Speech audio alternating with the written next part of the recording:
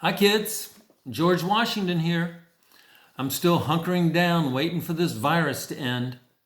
I really do need to get out and get that razor. Oh well, I'll just have to wait it out like the rest of you. I want to tell you today about one of my favorite activities. It's called surveying. I first learned how to do the basics of surveying when I was a teenager back at my home of Mount Vernon. You're probably wondering what surveying is. Surveying is a way to measure land and to mark property. A person who does surveying is called a surveyor. And that is what I was, a surveyor. I first had to learn about geometry to learn how to survey. Geometry is that part of mathematics that deals with shapes. And when you're surveying, you're really measuring shapes on the ground. So I'm going to talk to you more about that in the future. Now, you know that I was a military officer in the French and Indian War. And you also probably know that I was the general of the Continental Army during the American Revolution. And then after that, I was the first president of the United States. Well, before all of that, I started out as a surveyor. Remember my earlier talk about the Fairfax family? Well, the Fairfax family really helped me get going as a surveyor. You see, I was lucky enough to be invited on this big expedition with my buddy George William Fairfax. In 1748, we went out with a group of older and experienced men as a team to lay out lots in the Shenandoah Valley in the western part of the Northern Neck Proprietary. I learned a lot about surveying on the frontier in rugged terrain. I also learned how to live on the frontier using just our knowledge of nature. This would come in handy in some of my future adventures. The next year, 1749, I got my first job as a grown-up. I was 17 years old, but became the official surveyor of Culpeper County, Virginia. At that time, a surveyor was a respectable and high-paying profession. In fact, only lawyers got paid as much in the Virginia colony.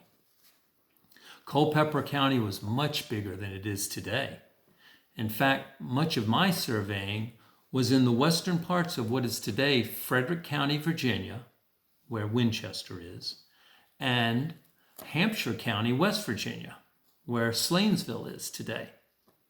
It was a really big territory I was in charge of, but even that was only part of the Northern Neck Proprietary. Now let's look at a map so you can understand a little better what I'm talking about. This is a map of the Virginia colony, the state of Virginia, and this is all the different counties. Now what you'll see, there's the Rappahannock River and the Potomac River, and that's the Northern Neck, which we looked at earlier. And right where it spreads out is where Culpeper is. This dark area is Culpeper County today. Now, all this striped area here, all those dark stripes, including the dark area, was Culpeper County in 1749.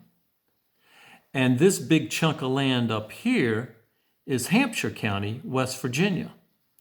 And all these other little counties today were carved out of what was once Culpeper County.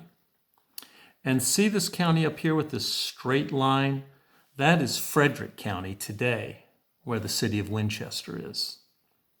So you got that?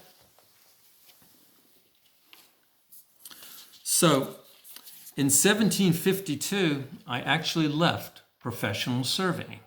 I'd only been in Culpeper about 3 years, but I left to serve the state of Virginia as adjutant for Southern Virginia. That means I was an assistant to a military officer above me. This began my military career, but it didn't end my surveying. I continued to survey throughout my life to get more land for myself and to defend the boundaries of land that I already owned, and also to work for some others to do some surveying. In fact, my surveying helped me become a land speculator. I know what you're thinking. What the heck is a land speculator? Well, speculate means to reflect on an idea. And a land speculator reflects on the idea that if I buy a piece of land now, I think it will be worth more in the future.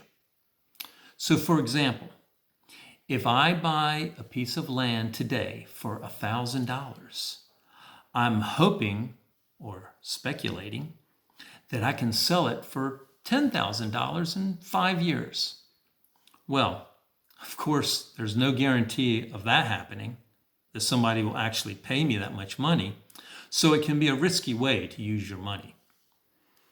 Anyway, because of my exploring and my surveying, I had lots of opportunities to find good land at good prices. I began to buy and speculate on land in the western frontier.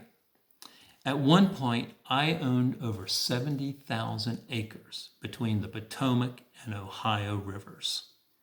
Even at the time I died, I still had about 59,000 acres, and they were spread out through Virginia, Maryland, Pennsylvania, and even parts of New York. Today, you may have heard that there's still a marker in Berkeley Springs on a lot that I once owned. You can actually go see that for yourself. Well, I hope you've enjoyed listening to my experience as a surveyor. Next time I'll talk to you more about how surveying works so you can understand it better.